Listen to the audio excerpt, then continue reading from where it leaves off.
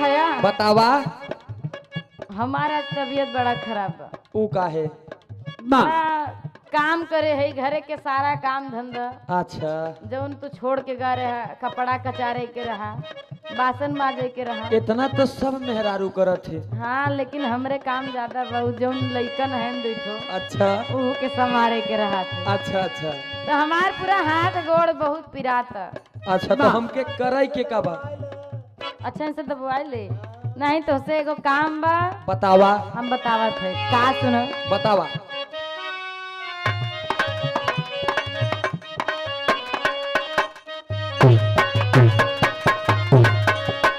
कारी मालिश लगा के तनी तेल राजा जी तनी तेल राजा जी हमें बेथेला जोगाड़ माथा फेल राजा जी। अच्छा अच्छा तनी तेल राजा जी तनी तेल राजा जी हमार बेथेला जोगाड़ माथा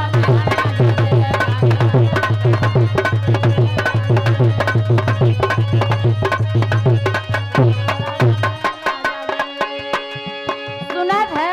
हम सुनत है। हमार माथा एकदम से फेल हो गया। अच्छा हाँ। दिन भर तो लक लक लक लक ये बगिया से ओह बगिया अच्छा पूरी सहेली के साथे।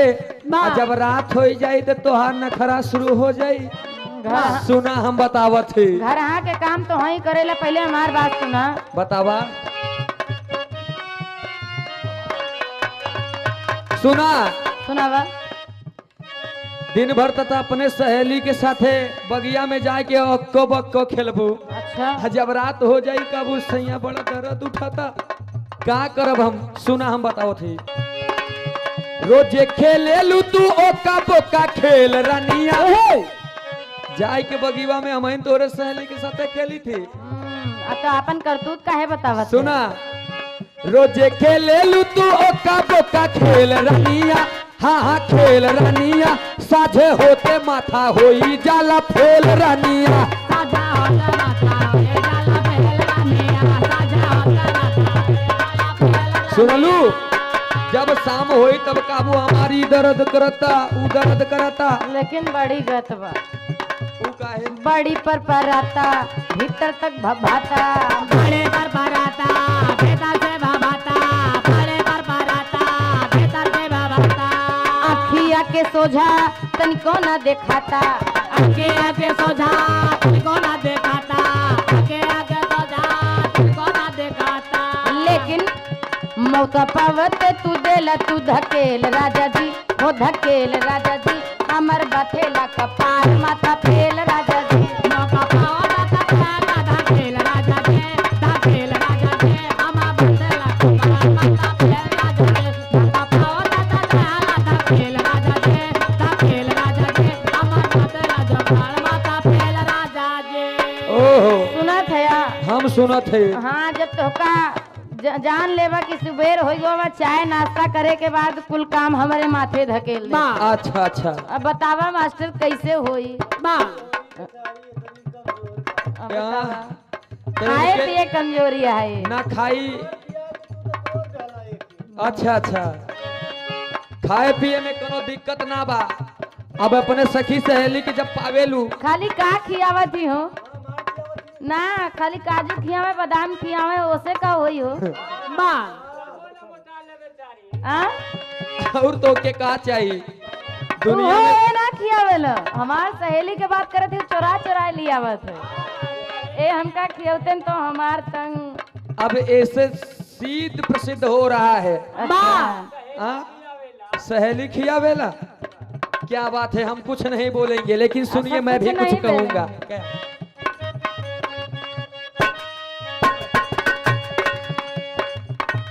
कहेलू बुझाला तनिकास के तू डाला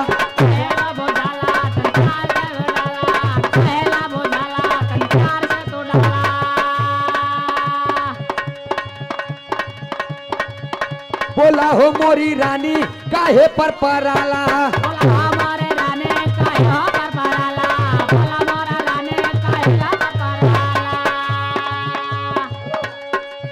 झूठे करेलू तू हमसे झमेल रनिया। अच्छा सुना हाँ ये झूठानिन के जवन साझे के बेरी जब हमार कुछ सोची थी तो उससे मीठ मीठ बात कर ली। अच्छा तू अपन झमेला शुरू कर दे बुआ के। हटा तोहरे जैसन मरद से अपन दर्द बताओ बेवकूफी है। दर्द बतावा, लेकिन जब वो दर्द के काबिल हो तब ना, वो काम करा तब ना। लेकिन दवाई तो तोही करेबा तो तोही से कहब ना। अरे तो भाई वो तो करौबे करब, लेकिन तोहरे ई लतिया देखते हुए बताओ थी एक सुधार ला। बाबा हाँ सुना, वो हम जानते। अच्छा है जानत हूँ। झूठे करेलू तू हमसे झमेल रनिया। अच्छा। हाँ झमेल रनिया, साझे होते माथा होई जाला फेल रनिया।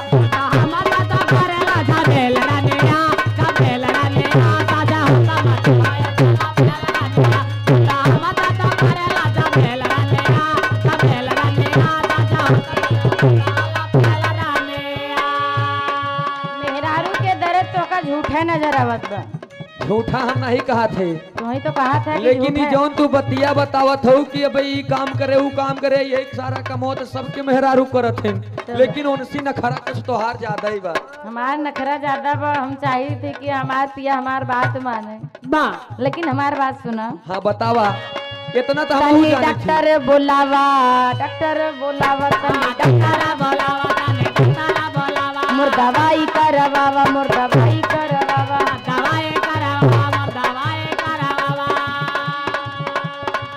डॉक्टर बुलावा। अच्छा दवाई वाई समझत है। हम समझत है, अब जाए के पड़ी हमके लागत बा कोनो डॉक्टर के बुलावे के पड़ी। हाँ। बाबा अब तो के झूसी बाजार में जा, अच्छा नहीं तो थरवई हाँ।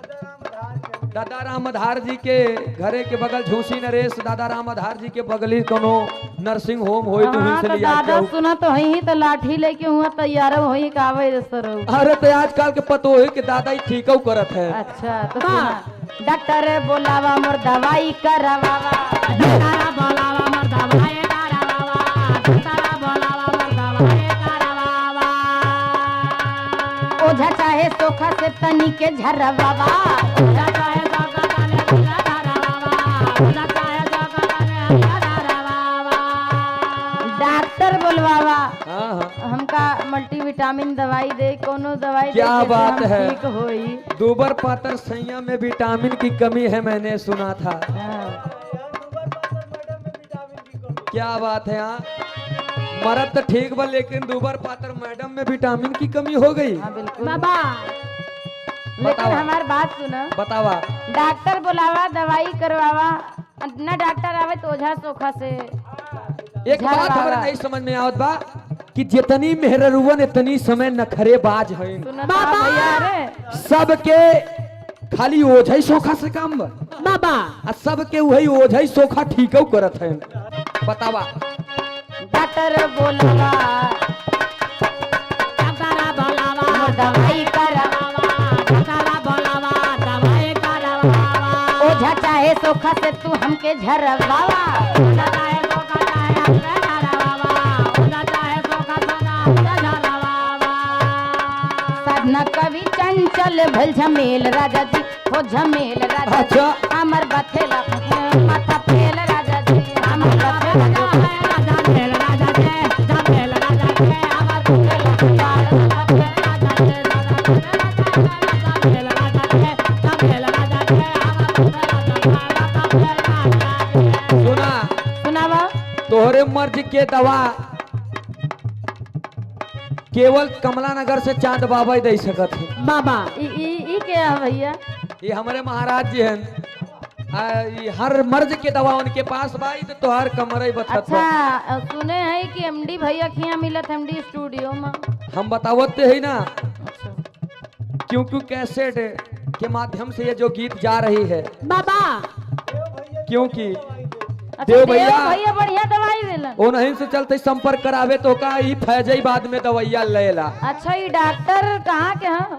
खजुराहट के? हाँ हाँ देव भैया से खुद ही संपर्क कराओ थे, लेकिन तब तक कुछ हम खुद ही ट्राई करत है। सुना। अच्छा तू ट्राई करवा। देव भैया ऐसा बनाई से बचाओ ना तो हमको लूट के खाई हो। मेहरारू के नखरा से तो बाजू है। अच्छा अब मर्द आजमावे चलत बा। बाबा का आजमावे चलत बा बतावत है।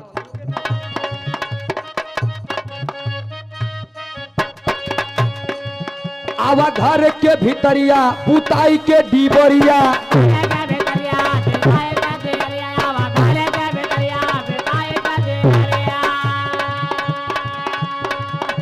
खेला कुल होई राजाई के भीतरिया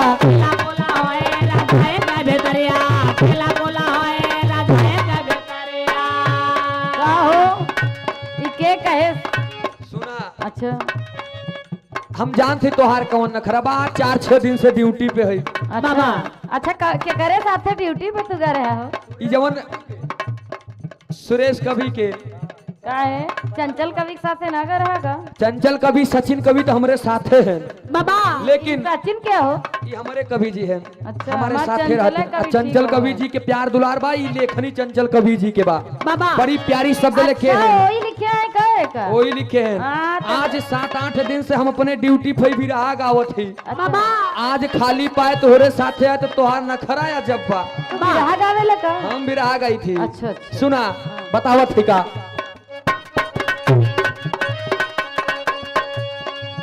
आवा घर के भीतरिया बुताई के डीबरिया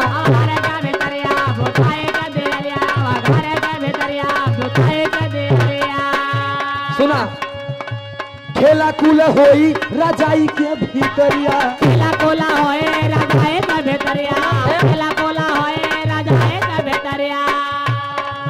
चंचल सूरज में हो चंचल सूरज में होई जैबू मेल रनिया हम तो बहुत गड़बड़ा थे कि हमारे कवि जी से मेल हो जाई तो दोबारा तोके ना ठंडी लागी ना तोहार कमर बथी ना कोनो दिक्कत होई बड़ा गड़बड़ में नहीं पाई गई सुना चंचल सूरज में होई जैबू मेल रनिया हाँ मेल रनिया साझे होते माथा होई जाला फूल रनिया